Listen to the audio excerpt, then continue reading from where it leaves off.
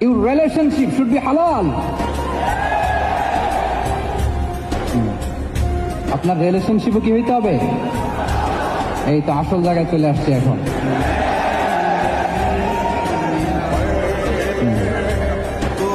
হালাল রিলেশনশিপ কোনটা? বিয়ে।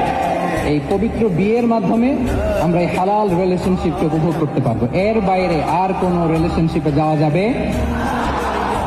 প্রি ম্যারিজ রিলেশনশিপ এটা কি হালাল না হারাম?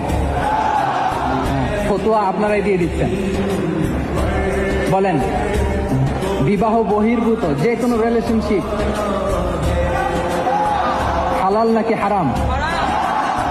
এক্সট্রা ম্যারিটাল যে কোনো রিলেশনশিপ বলেন হালাল নাকি হারাম?